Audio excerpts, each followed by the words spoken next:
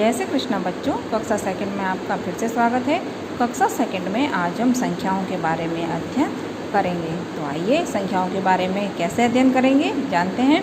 कुछ और अभ्यास। अब पिछले वीडियो में हमने कुछ तीलियों के बारे में अध्ययन किया था, है ना। तीलियाँ कुछ बंडल में थी और कुछ खुली थी।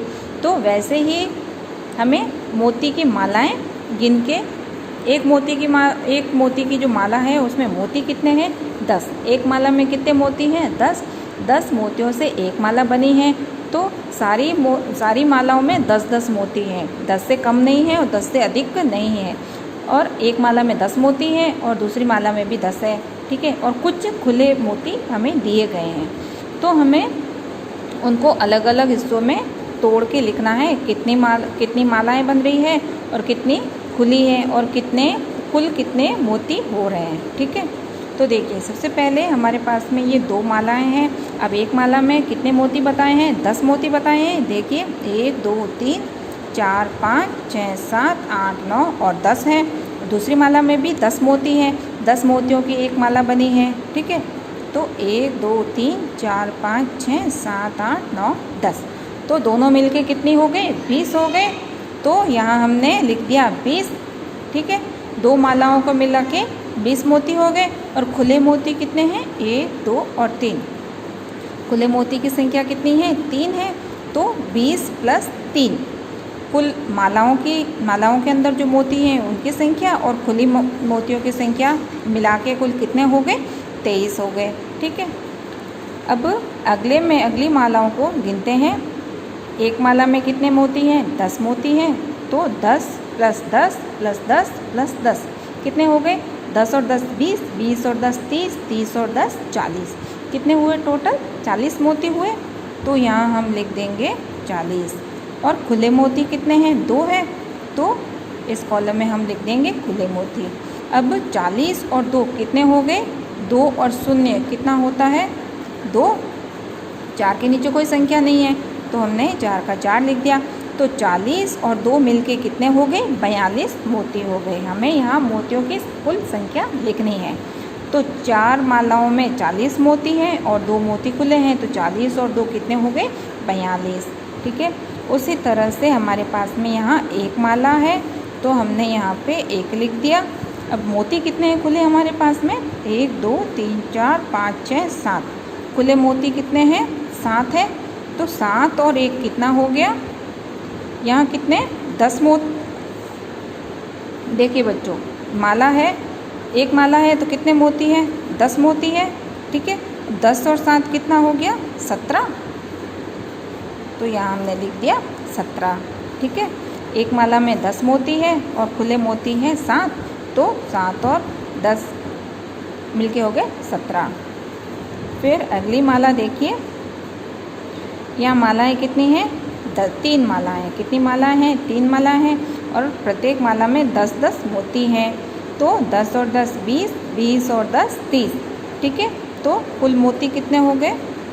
मालाओं के मोती तो हो गए 30 और खुले मोती कितने हैं? 1 2 3 4। खुले मोती कितने हैं? 4 संख्या में। अब इन 30 को और इन खुले मोती को जोड़ो तो इन सारे मोतियों की संख्या में पता चल जाएगी कि कुल कितने मोती हैं। तो 4 और 0 4, 3 का 3 लिख दिया हमने। तो कुल मोती कितने हो गए? 34 मोती हो गए, ठीक है। 3 माला और 4 मोती को मिला के 34 मोती हो गए कुल। उसके बाद में आगे देखिए, मालाएँ कितनी हैं हमारे पास में? 1 2 3 4 और 5। कितनी मालाएँ हैं? 5 मालाएँ हैं, ठीक है। अब एक माला में कितने मोती हैं? 10 मोती हैं। तो 10 और 10 20, 20 और 10 30, 30 और 10 40, 40 और 10 कितने होते हैं? 50। तो यहाँ हमने लिख दिया 50, ठीक है। अब इस लाइन में खुले मोती एक भी नहीं है, सब मालाओं के अंदर है मोती पिरोए हुए 10-10। खुले मोती एक भी नहीं है तो यहाँ हमने 0 लिख दिया। कुछ भी नहीं का अर्थ क्या होता है? 0। इसको हम खाली भी छोड़ सकते हैं मगर हमने यहाँ 0 लिख दिया। तो 50 में 0 जोड़ा तो संख्या क्या आ गई? 50। तो इनमें मोतियों की संख्या कितनी है? 50, ठीक है। अब हमारे पास में मोतियों की मालाओं के बारे में हमने जोड़ कर ली है। अब हमारे पास में है पत्तियों की जोड़। ठीक है। अब एक डाली पे, एक टहनी पे पत्तियाँ कितनी हैं? 1 2 3 4 5 6 7 8 9 10। कितनी हैं एक टहनी पे पत्तियाँ? 10। और इस टहनी पे कितनी हैं? 1 2 3 4।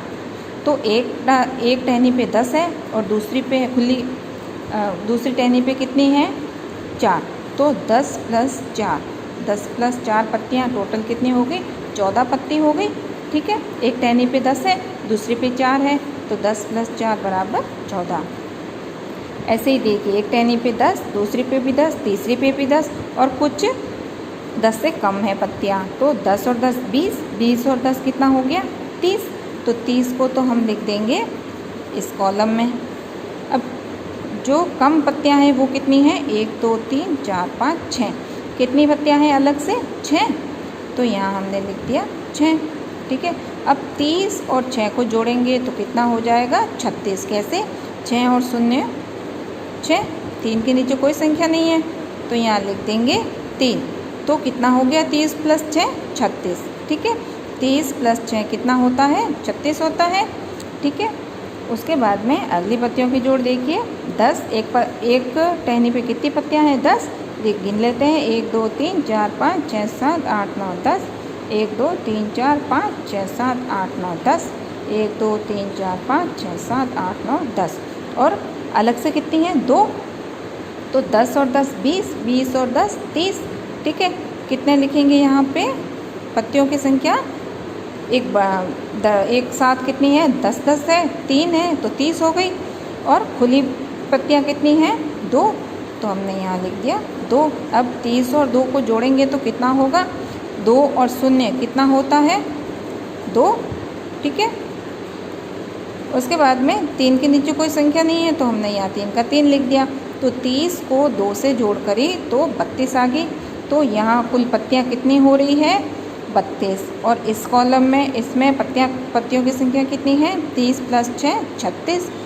इसमें 10 + 4 14। और इसमें मोतियों की संख्या कितनी है? 50 + 0 50। ठीक है, इसमें मोतियों की संख्या है 30 + 4 34।